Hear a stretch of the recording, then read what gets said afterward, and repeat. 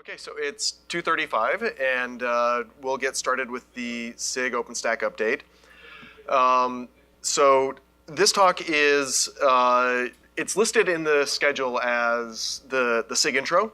And you know, based on how things kind of went in Copenhagen, we decided to do pretty much just a general SIG update, which is going to take about 15 to 20 minutes, and so that'll be for the first half of this talk. And then we're going to finish off the second half with, you know, just kind of a general SIG Q&A, but also discussion period. And so if you have questions about the SIG, work that you're doing inside of it, things that you would like to see us do, that's a perfect time for us to sit down and talk about that, and you know, kind of treat that as a little bit of a mini deep dive for everybody who's interested. So with that, we'll get started. My name is Chris Hoge, and I work for the OpenStack Foundation. And I've also been one of the co-leads of SIG OpenStack for the past year or so, maybe a year and a half. And with me today is David Lyle from Intel, who is also one of the co-leads. So just to start off with, how many of you are familiar with OpenStack? I mean, presumably you're, so you don't really need to see the architecture diagram of what we're talking about here. But sometimes it's nice to just, you know, talk about OpenStack is programmable infrastructure, and there are a bunch of different projects that allow you to accomplish that, and they all kind of work together. And so this is a nice diagram that our Chief Technology Officer, Terry Carrez, who is also on the OpenStack TC, kind of puts together to describe how all of the pieces fit together. Okay, so with that introduction of kind of what is OpenStack about, what is SIG OpenStack about? And this is actually an organization that spans both the Kubernetes organization and CNCF and the OpenStack Foundation.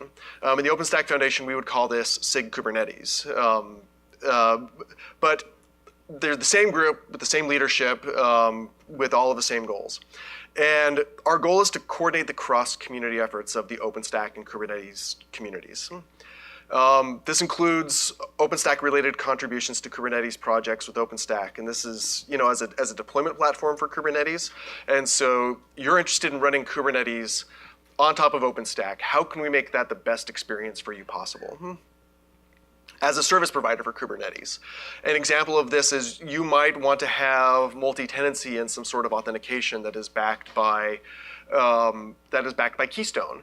Or you might have a large number of storage systems available, and you want to be able to plug those storage systems into Kubernetes using Cinder without pulling in all of the rest of the OpenStack infrastructure. This is what we mean by saying that OpenStack is a service provider to Kubernetes. We can also talk about it as a collection of applications to run on top of Kubernetes. And so for those of you who are familiar with the OpenStack Helm project, this is a project that starts with a Kubernetes at the infrastructure layer, has some OpenStack services sitting next to that, like Keystone, for example, and then it uses Helm to deploy a full OpenStack cluster on top of that. All of this information is available within our within the Kubernetes community Git repository, along with information about the other SIGs.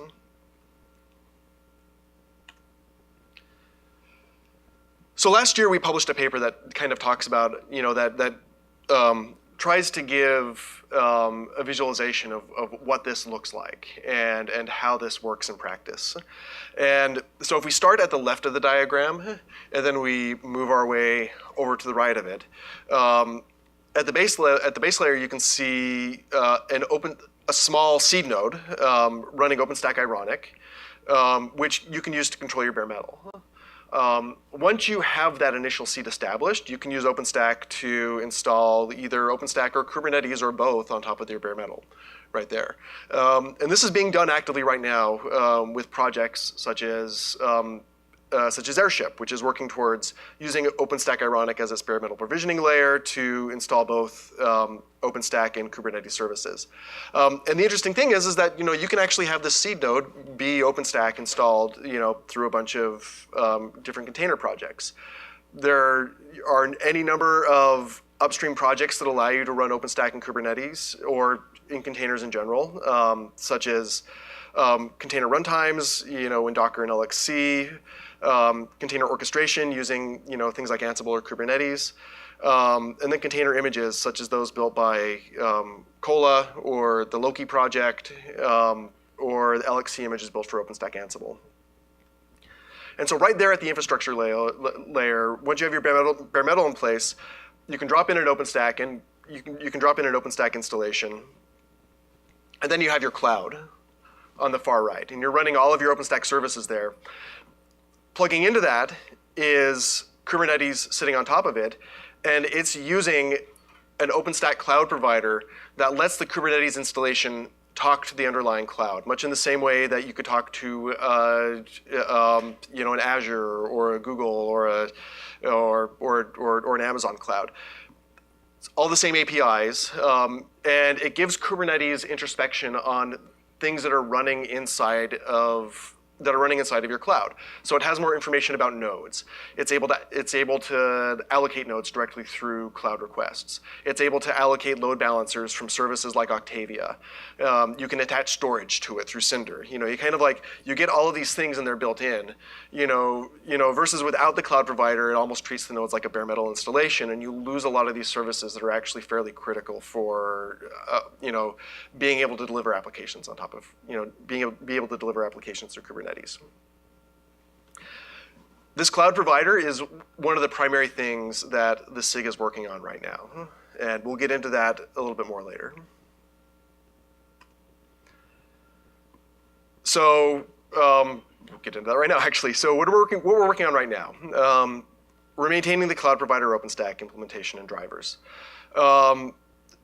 So there's the link to the GitHub repository right there. It's within the Kubernetes organization. And this is part of a larger effort that's in collaboration with SIG Cloud Provider, where we're trying to manage the Cloud Controller Manager and the clouds that offer providers to plug into that, so that we can create a consistent experience no matter what sort of cloud you're running.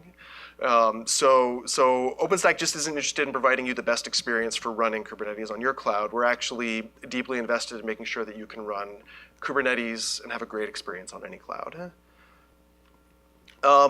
We also have the Cinder Manila CSI drivers, and so if you're just interested in projects like Cinder, which gives you block storage, or projects like Manila, which offer you kind of like NFS-style file shares, there are CSI drivers that allow you to provision those and attach those to Kubernetes pods.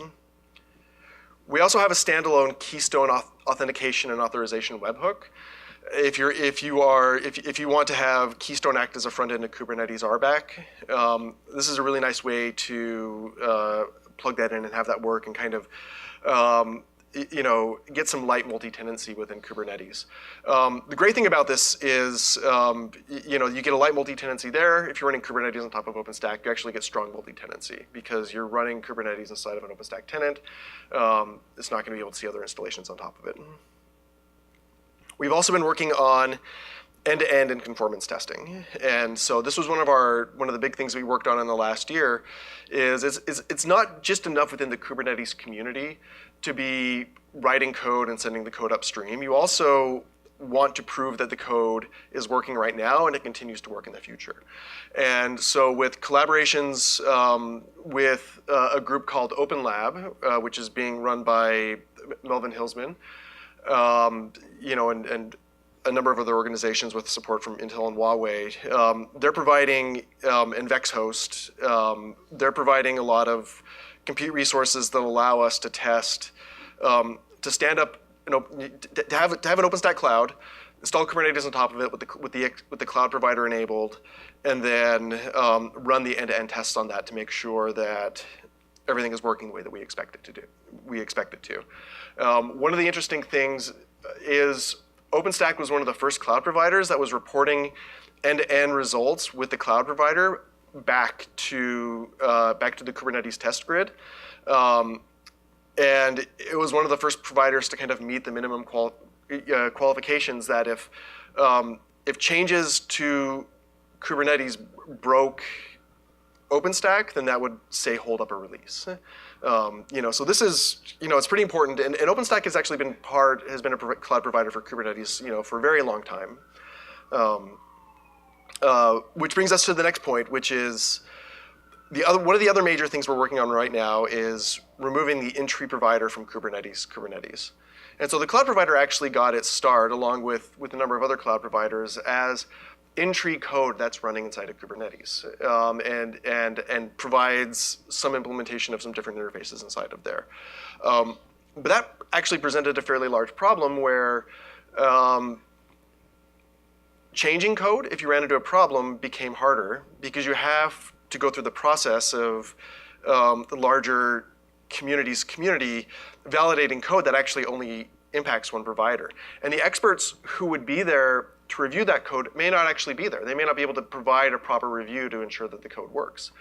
By pulling this code out of tree and having an external provider, we're able to focus the efforts of the SIG on maintaining that without, in some ways, dragging the larger Kubernetes community into this. You also run into a problem with releases. If you find a major bug, or you have a major enhancement, you have to wait until the next release of Kubernetes to be able to take advantage of that.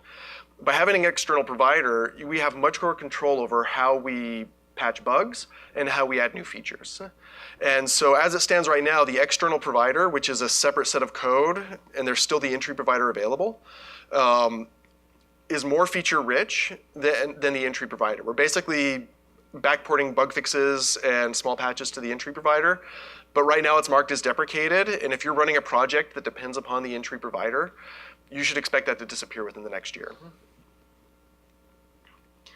The other major thing that we're doing is beginning work on the cluster API implementation. So this is a project that's being managed by the SIG cluster lifecycle group. And it's meant to be a Kubernetes-like API for you to manage the cluster that your Kubernetes runs on top of. And so it will allow you to specify a Kubernetes cluster to drop on a cluster with the number of control nodes and the number of worker nodes, and manage the installation and lifecycle and eventually deletion of that. And so that work is very much in its alpha stage right now. They're still trying to nail down the APIs that they want to use on this. But really, the tooling that they're building on top of kubeadmin, and in collaboration with the people who've worked on things like hops and kubespray, to have a consistent way to deploy Kubernetes clusters with a Kubernetes-like API is pretty exciting, and I think it's some of the most important work that's going to be happening in the Kubernetes community in the next year. And I'm really happy that we have the beginnings of a provider for that in place. You can go see that at the Kubernetes SIG organization, and the name of the project is Cluster API Provider OpenStack.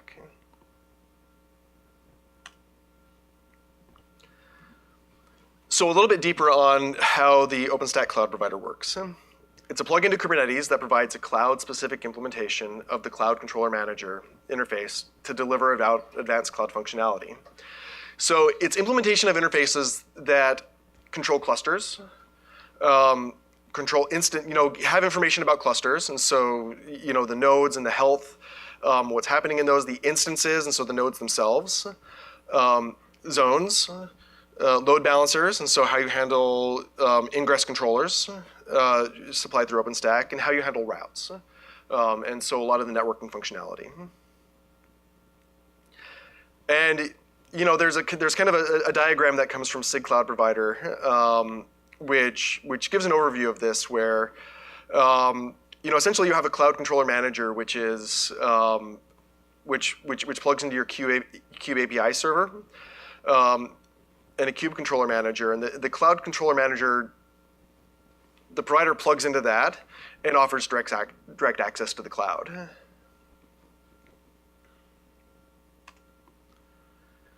So to get set up with using this and using the external provider, you have to basically provide a configuration for this. And at its simplest level, the configuration is shown in the global parameters is a username, a password, 10 domain IDs, and an auth URL. Pretty standard way of authenticating to OpenStack clouds. This is the basic set that gets you in. You can also specify things like load balancers if you that you want to access through this, and they can also be sourced through environment variables. And so this is all handled through the Gopher Cloud Cloud SDK. And so it's able to read both of these configuration styles and also OS environment style credential loading. When you deploy it, you specify where the external cloud provider binary lives. And so right now, this is taken straight from the docs. The dots there, that's a location somewhere on your disk where the binary is for it. You set the external cloud provider to be true. You set the name for it. You say where your cloud config is, and you bring up your cluster. There is a note that you do need to create cluster role and cluster role bindings so that the provider can talk to the API. And there's code upstream that allows you to do this.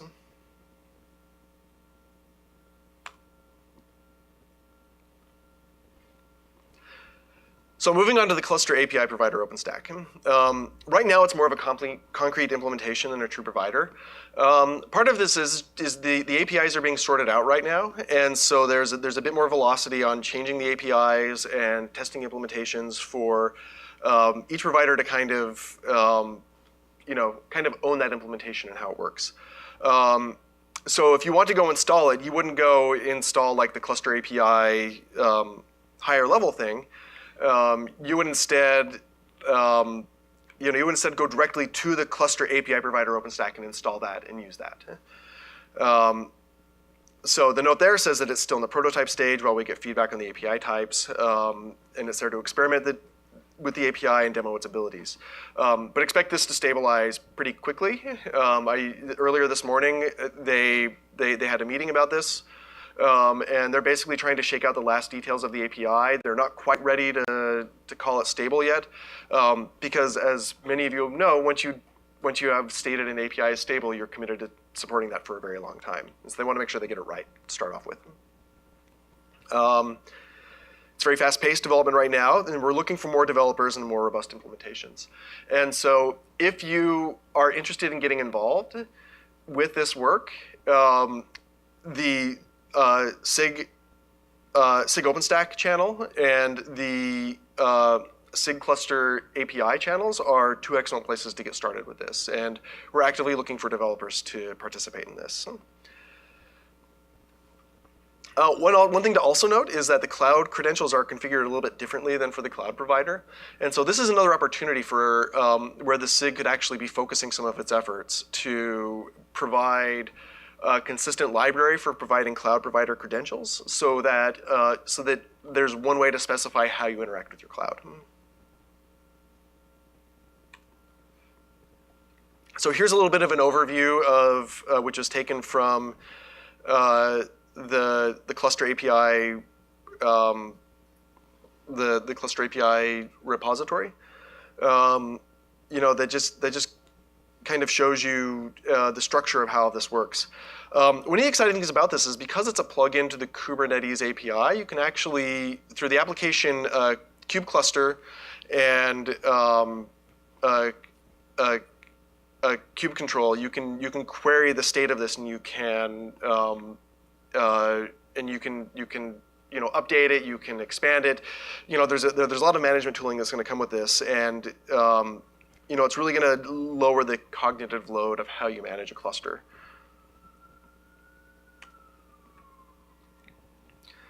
So a reminder of a few of the things we've achieved in 2018. We've deprecated the entry provider in favor of the external provider. So again, if you have a project that relies on entry, start migrating away right now. We've had 4 full releases of the external provider, and these are synced up with the Kubernetes releases now. So you can actually go and download the binaries and start using them right away if you're interested, and they're matched up to the Kubernetes releases. And so if you're running a 1.11 cloud, you can download the provider for that. If you are if you've just stood up a 1.13 cloud, you can run the provider for that, and that's all ready to go. We've done a ton of work on integration testing, not only reporting back to test grid, but also being involved with the CNCF CI system. And so this is an effort by the CNCF to make sure that not just Kubernetes, but all of the projects on top of that work on all of the major cloud providers. And OpenStack was added to that matrix of test results earlier this year in the springtime. OpenStack Magnum, which is the OpenStack project, which similar to Cluster API installs Kubernetes on top of OpenStack clusters, is now a certified Kubernetes installer. And you can actually go try this out at clouds like VexHost. They'll stand up a Kubernetes installation for you on your cloud without any trouble. And Magnum is the project that CERN is using right now to manage all of their research Kubernetes clusters. Last time I talked to the researchers there, they had over 300 tenant isolated Kubernetes installations doing research for high energy physics today, and the number keeps growing. So it's been a really fantastic demonstration of the power that you get running, combining OpenStack and Kubernetes. We've also published an OpenStack and Containers white paper. You can go read that. That was a lot of work done by this SIG. Many of you who have been part of the SIG contributed to that, and I wanted to thank you for that. And that's something that we're going to be maintaining in the coming months also and updating as the state of the art changes. So our plans for 2019, and these are places that you can get involved if you're interested.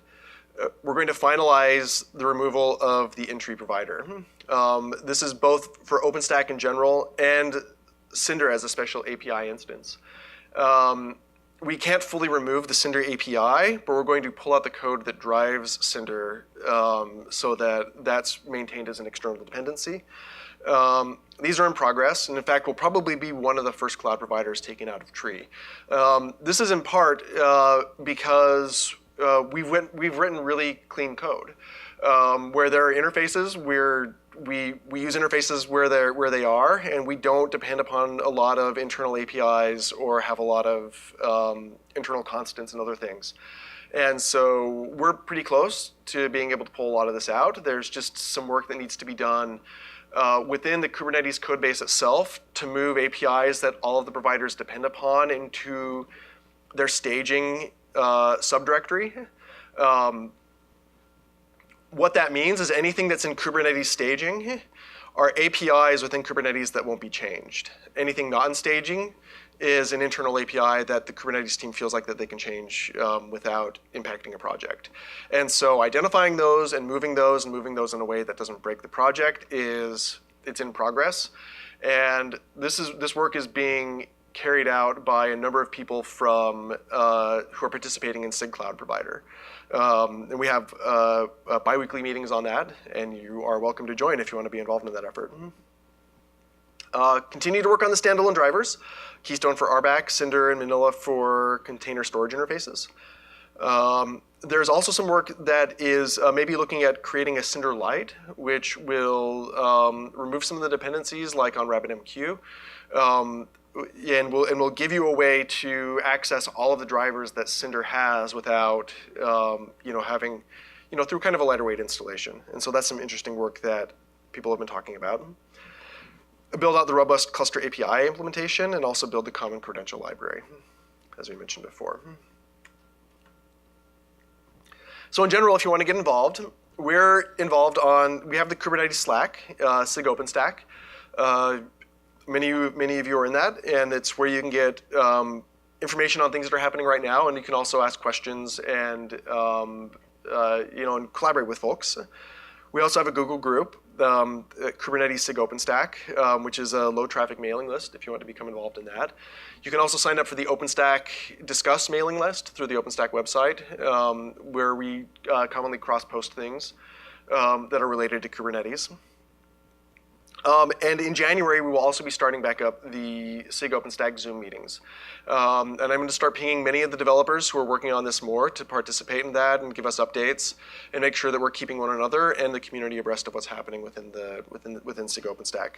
And so look forward to that. I think we're starting that back on somewhere around January 9th.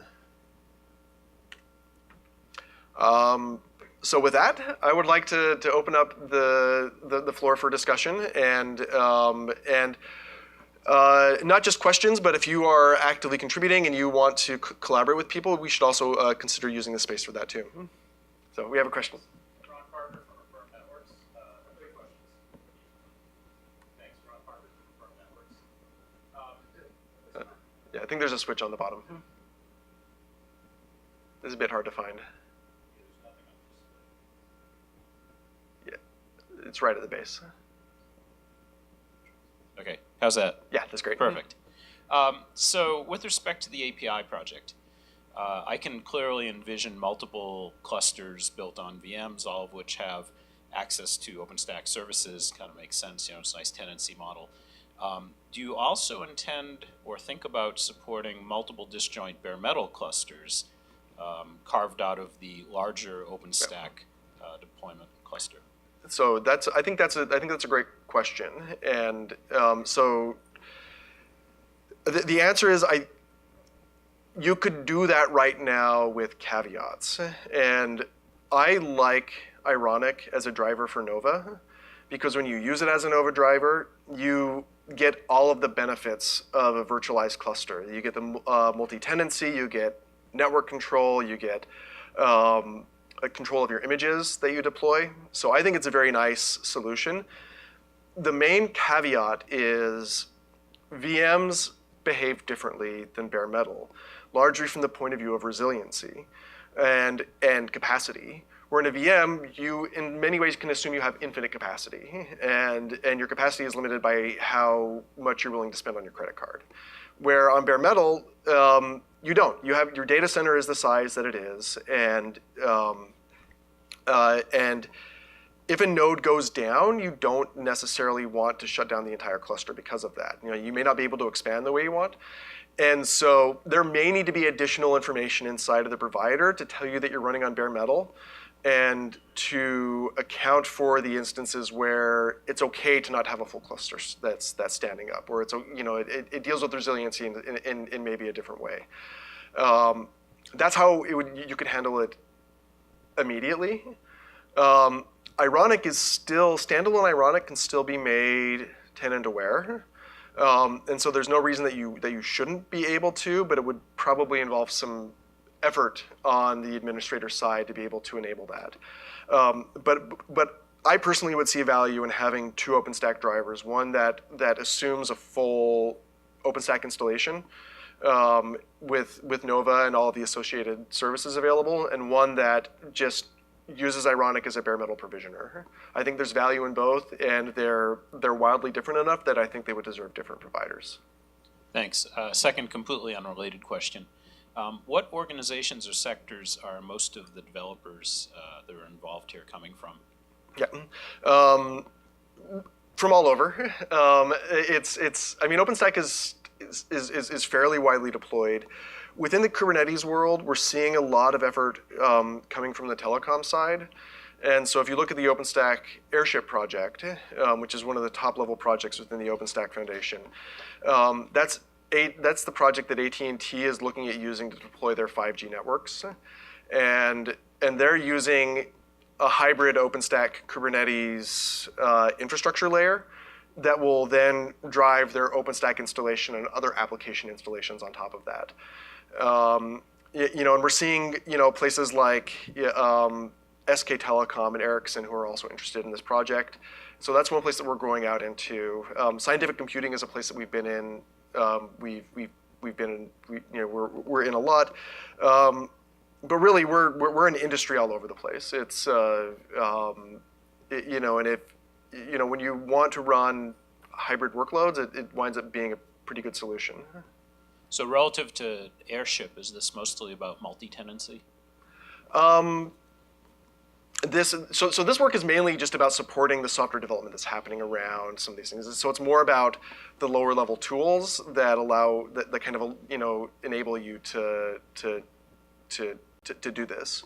Like on the SIG cluster lifecycle on that API, that's more focused on you have an existing cluster and how do you drop Kubernetes on top of that. Where Airship is more interested in you have a data center, how do you get it to the point where it can deliver applications? Thanks. Yeah.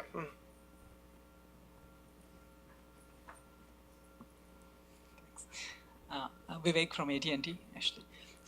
Question around the cadence. So Kubernetes releases come a lot faster, and let's say you have an OpenStack release, and it's relatively old, and you want to probably keep it stable in that sense.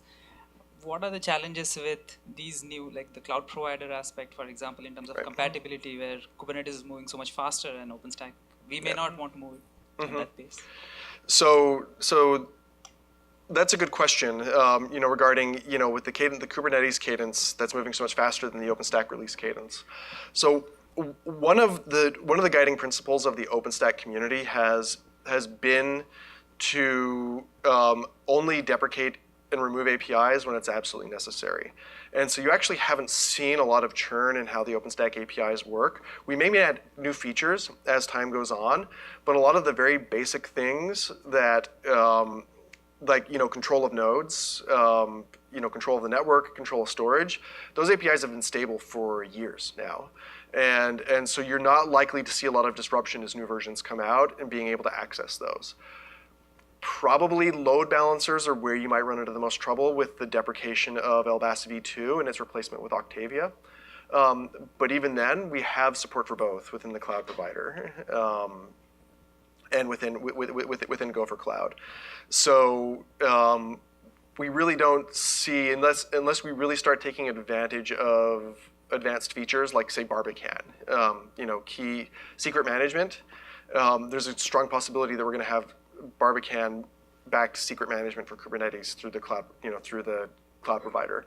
That instance, if you want those things, you're going to need to be running a newer cloud. But that said, we encourage you to upgrade your OpenStack clouds, and that's been a big working point for us. Kind of once you get up, I think, to Newton, upgrades become a lot easier because, that was kind of the point where we were able to start doing in-place upgrades and, really supporting that from a community standpoint. So if you can upgrade your cloud, do it, but it's a trick.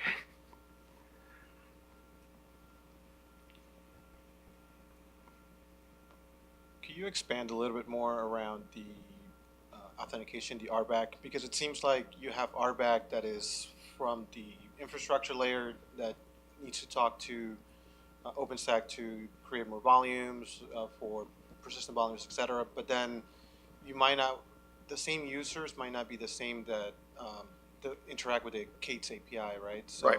You might want to have like two different authentication methods and right. So the question is about how you differentiate between access control for the cloud, which presumably is at a higher administrative level than Kubernetes role-based controls, which are more geared towards individual users. The primary answer to that is when the cloud provider interacts with the cloud, those credentials live in the provider, and those aren't public to anyone else. And so they're treating the cloud like a trusted resource. When you're standing up Keystone to sit in front of Kubernetes, that's a completely different mechanism that goes through a webhook. And so you can actually create the users within Keystone that you want to map to your Keystone RBAC controls. And those are completely independent from the access controls that are happening for controlling the cloud infrastructure below it. And so and you could actually even point Kubernetes to a totally different Keystone server if you wanted to create that extra layer of isolation and maybe run Keystone service on top of OpenStack. So the answer is that they're strongly decoupled, and you can pretty much use them however you want. The cloud provider doesn't give you RBAC control straight out of the box. It just talks to Keystone for authentication and authorization for control of the cloud. I know that with Keystone v3, I believe they introduced a couple of features like application scope tokens, etc. Does the provider or what's being developed take advantage of that? I don't think so. I don't know, but I doubt that it does. Yeah, that's probably a good question for the SIG OpenStack channel. Yeah.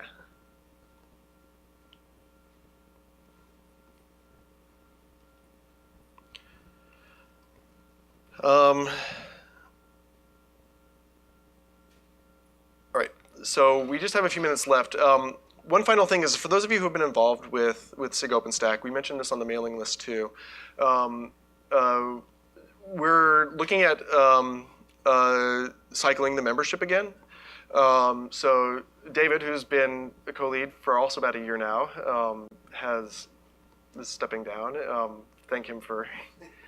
We're looking for volunteers to step in. So right now we're looking for volunteers who would like to nominate themselves or nominate somebody else to be one of the leagues, one of the co-leads.